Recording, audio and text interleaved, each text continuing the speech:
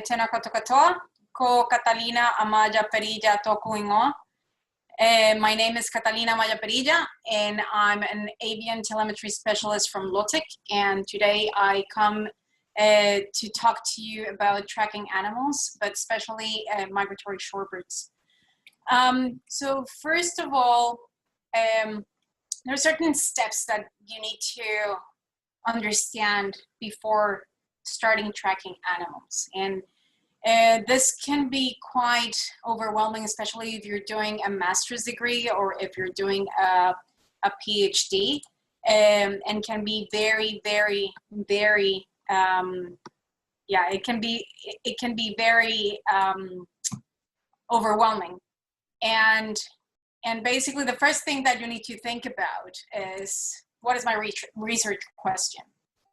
The second thing is that, what are my objectives?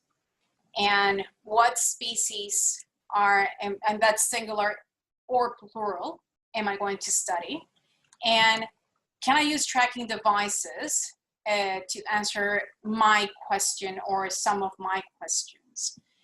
And some of the questions that you can answer with tracking devices are home range, dispersal, stopovers, migration, population dynamic, habitat use, foraging. This is some of the questions, some of the things that you can answer with tracking devices. And then you get a lot of information of all these tracking companies. And of course, I don't know about you guys, but when I did my master's degree, I wound up being very overwhelmed. And sometimes I got to the point that I was very, very, very overwhelmed. And not like Peter Griffin hiding in a closet, but fetal position on the ground, very overwhelmed with all this type of information. So one of the things that you need to think about is, you need to do is, first off, take a deep breath. Everyone, it doesn't matter, the lecturer that you admire the most, or someone that has been doing research, if you are in your 40s, 50s, and you admire someone that is in their 80s and been doing the tracking thing for 40 years, take a deep breath. And second thing is, look for tracking studies and see what people have done in the same species that you're going to track, or similar species, and see what tracking devices they have used, see what companies they have gone with. And the next thing is, contact the telemetry companies. We are friendly, and they have specialized expertise to advise you what is the best tracking solution for your specific project and for your specific species.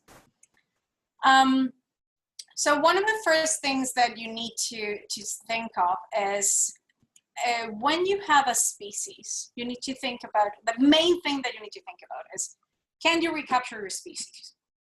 Or if you can't recapture, then that's another option. So depending on this first thing is the tracking device that you're going to choose, okay? So if you can recapture, you can go with GPS tags, or you can go with geolocators. So GPS tags, they start with from 1 gram, and the 1 gram tags, they can be very accurate. They can have 10 meters accuracy. You can also go with a GPS VHF beacon, which is going to help you approach the bird, triangulate the position via VHF, and approach the bird to be able to recapture it. In the case of geolocators, you have to recapture the bird, but the thing is that geolocators are not as accurate as GPS. You go from 10 meters of accuracy with the GPS to 200 kilometers, but for long distance migrations, that's not a problem. Also, the geolocators, they start from 0.3 grams, so very good for small shorebird species. But now the interesting thing is that when you can't recapture, what are the solutions that are out there? And if you can't recapture, then you can go with a solution that is a GPS / downloading the GPS fixes via VHF, and that solution starts from can start from 3 grams. You would have to approach the bird within 500 meters. That is kind of like doable. So from stopovers, you can schedule downloading the GPS information, and you can collaborate with some with other countries, so people can go and then download the GPS information via VHF. Or you can do GPS Argos and download the GPS information via the Argos satellite system, and those solutions start from 3.5 grams. Or GPS Argos solar solutions, so GPS accuracy, is 6.5 grams. Or you can do just Argos tags, and they have 200 meters accuracy at best, and that they start from 2 grams. So that's, we're getting up down there for small species. And then, or you can use, if in certain countries that your shorebird is migrating, the 2G or 3G cellular towers are there. You can download the fixes via GSM, so GPS GSM solutions from 5.8 grams. Or you can use something called VHF coded tags. And this is what I'm going to specialize, like I'm going to talk more about, more than the other solutions. And the reason why I want to talk about this is that VHF coded tags, and I'm going to explain to you in a minute, what are they about? But VHF coded tags are being used by one of the, probably the biggest collaboration network that exists at the moment in the world, and that's the Motus network. So if you haven't heard about it, I'm going to give a workshop on Thursday to discuss more a little bit. But since the East Asian-Australasian Flyway partnership is all about collaboration, I thought that introducing the Motus network, it's very important. And so, like I said, I'm going to focus in the VHF coded tags. So traditionally, probably all of you know about VHF tags, probably the traditional ones, so beeper tags that you hear the beep, beep, beep, and then you have beeper tags that have pulse parameters, and that's milliseconds and pulses per minute. And because of this and the short life that some VHF tags have for small animals, Lotek Wireless Inc. developed a technology that originally was for fisheries, and they wanted to know presence absence. They wanted to develop a technology that was able to measure presence, the presence of animals, getting a lot of animals at the same time. And they did it for fisheries, so a school of fish arriving at a certain point, and they had a data logging receiver, and then 500 fish arriving at the same time, and they were able to detect the presence of those fish arriving at the same time. So it was developed for fisheries, was developed for birds, and instead of having the beeper tags and the beep beep beep, what happens is that the pulse length from the beeper tag is going to be cut in little small pulse bursts, and each transmitter will be identified by codes on the same frequency. So you're able to have 500 or so or more birds in one single frequency at a different burst intervals. This means that the tags are digitally encoded transmitters that will need a data logging receiver to read this code. Okay.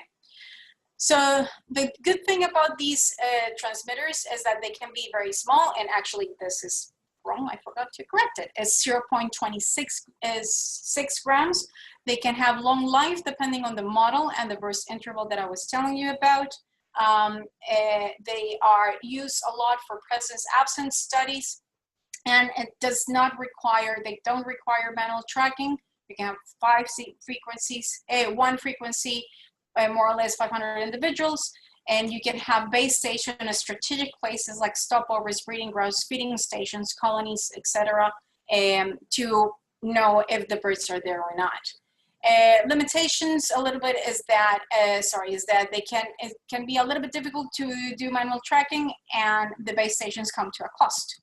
So you can have base stations very fancy and spend a lot of money, and having base stations that are in a very high, the higher the antennas are, the more, sorry, I'm just trying to put the point. The higher the antennas are, the more distance range you're going to have. We can see here Stu Mackenzie from Birds Canada and the Motus network trying to dismount one of the stations. You can use a solar panel, so you can have a longer battery. And here, over here, is the data logging receiver. Or you can have, like the Colombians in South America have, instead of using a big pole, you can use just a bamboo.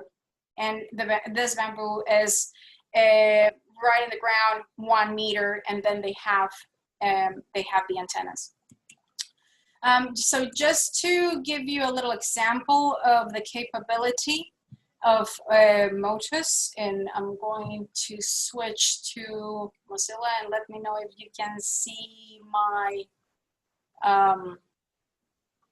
Chrome trying to overwhelmingly.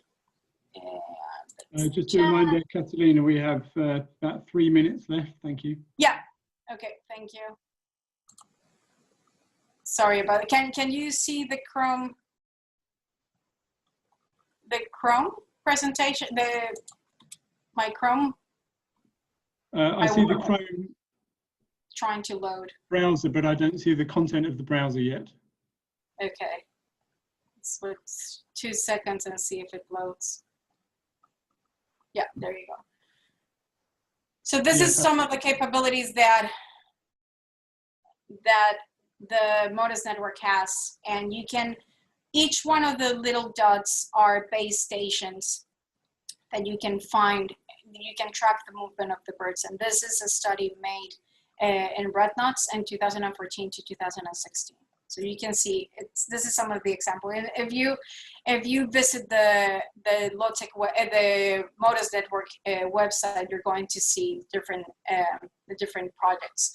So like I said, each one of these little yellow dots are base stations, and they have been able to track bats, shorebirds, sparrows, even dragonflies and monarch butterflies.